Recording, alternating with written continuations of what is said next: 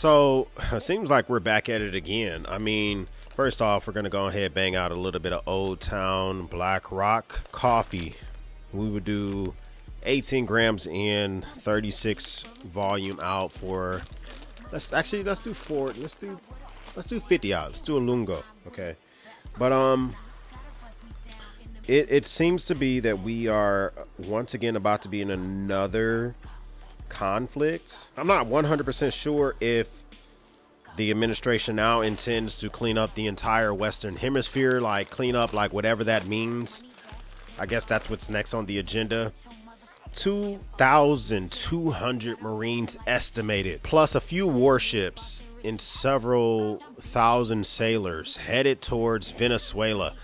Listen, you don't know what it feels like until you have the 2-2, the 2-4, or the 2-6 MEU, the Marine Expeditionary Unit, heading your way to get some shit done. I was a part of the 2-4 MEU when I was in the Marine Corps, and the purpose of Marine Expeditionary Units are for training exercises, all that type of stuff, but also to strategically be in place just in case the president or Congress needs us. So we always have a MEU, whether you're on the West Coast, whether you are on the East Coast, or you're coming out of Japan. We always have ships with the Marines always at the ready just in case some stuff goes down. That's just how we roll. So, one moment. So when I hear that the 2-2 MEU is now heading towards Venezuela, I literally believe that can be nothing but bad news for South America in its entirety, specifically Venezuela, because we are always in a ready stance. So as it stands right now, I guess we're purported to be trying to fulfill a mission of taking out drug cartels that are running fentanyl through the waters, off the waters of Venezuela towards America, etc., etc.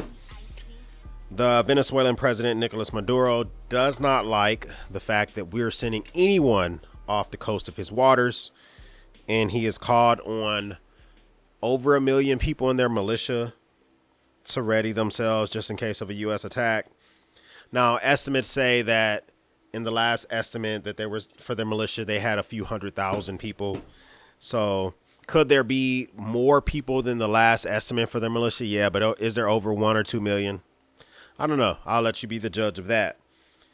I will say that I have talked to my father-in-law who lives in Venezuela. He used to be part of the Secret Service in Venezuela, and he gave me a firsthand account of what's actually going on on the ground in Venezuela, so we don't have to speculate. We've heard from the opposition leader. I'll play her in a second, but these are my father-in-law's thoughts about the whole situation. The warships are patrolling on the border of Venezuela, limits line. They have two scenarios. Now, he has broken English because Spanish is his first language, but the opposition people against the present government, they are happy and celebrating quaintly due to the political economic in the past 2024 presidential election. They said it was stolen. Additionally, then on January 10th, the actual president, Nicolas Maduro, was claimed winner by his political party from the 2024 election, which turned out to be in doubt. Nevertheless, they are happy. He was still nominated as president through 95% of the Venezuela Parliament of Congress.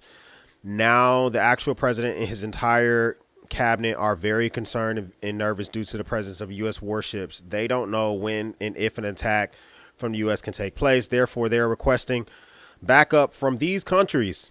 Take note of this part: Russia, China, and Iran. And they're also requesting help from Central American countries of Nicaragua, Cuba, and Colombia. But I believe these Central American countries will not fully make such a move against the U.S. armies because they do get so much support from the U.S. But who knows? This is just slightly information that I can provide to you. If you need more detailed information, let me know. So here's the thing. I believe that the U.S. is they're making a stance. I don't know if this is a distraction or if we legit intend to be off the coast of Venezuela to actually take care of drugs and stuff like that. I am a little concerned that we're going to have to spend more of our treasure and possibly more blood, sweat, and tears for another situation where there are other countries in the Western Hemisphere. And I feel like we don't always need to be big dog on campus. But what do I know about that?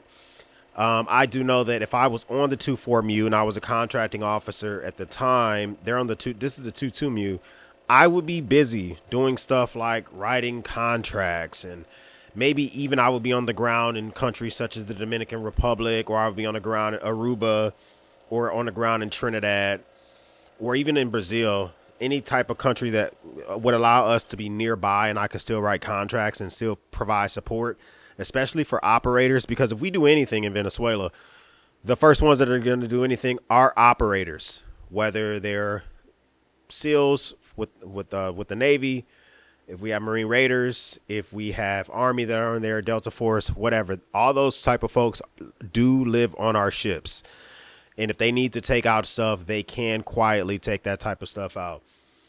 The concern for over here is I am very concerned about how this will affect our prices, cost of gas, cost of oil.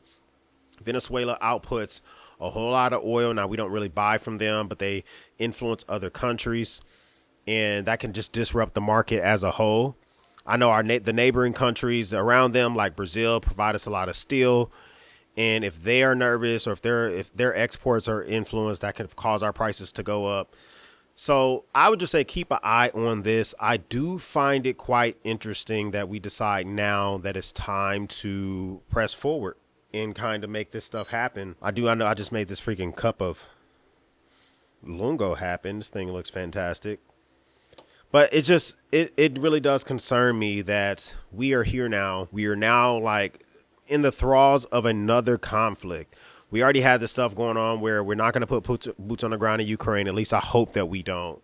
We got stuff going on with the Congo. We have stuff as well as now with Venezuela. There's stuff going on all over the world. And my number one goal is for us not to be involved in everything. We just got done with a date. We just got done tangoing with Iran in the summer. We're not even done with the summer yet, and we've moved on to something else. Put your comments down below. Do you believe that this is something that we need to be concerned with?